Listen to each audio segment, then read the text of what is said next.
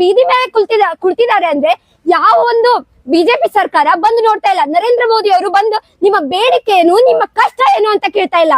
ಆದ್ರೆ ಇದೇ ಒಂದು ಮಾರ್ಚ್ ಅಂದ್ರೆ ಇದೇ ಒಂದು ಏನು ಪ್ರೊಟೆಸ್ಟ್ ನಡೀತಾ ಇದೆಯಲ್ಲ, ಅದು ದೊಡ್ಡ ಮಟ್ಟಕ್ಕೆ ಹೋಗುತ್ತೆ ಅಂತ ಗೊತ್ತಾದ ಕೂಡ್ಲೇನೆ ಪೊಲೀಸರನ್ನ ಕಳಿಸ್ತಾರೆ.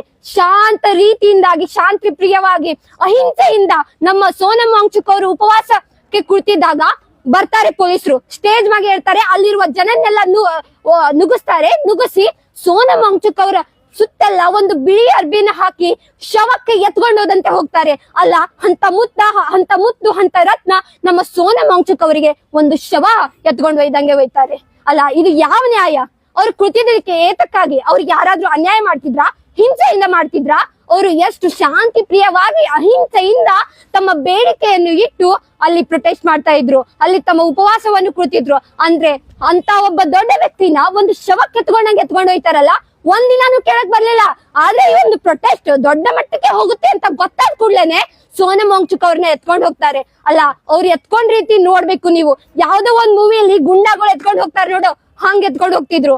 ಅಲ್ಲ, ನಿಮ್ಗ ಅಷ್ಟೇ ಅದ್ರ ಬಗ್ಗೆ ಅವ್ರ ಬಗ್ಗೆ ಚಿಂತೆ ಇತ್ತು ಅಂದ್ರೆ ಬರ್ಬೇಕು, ನಿಮ್ ಬೇಡಿಕೆ ಏನಪ್ಪಾ ಅಂತ ಕೇಳ್ಬೇಕು, ರೆಸ್ಪೆಕ್ಟ್ ಆಗಿ ಅವ್ರನ್ನ ಆಸ್ಪತ್ರೆಗೆ ತಗೊಂಡ್ ಹೋಗ್ಬೇಕು. ಅಲ್ಲ, ಒಂದ್ ಶವನ್ ಎತ್ಕೊಂಡು ಹೋಗ್ತಾರಲ್ಲ, ಯಾವ ನ್ಯಾಯ ಇದು?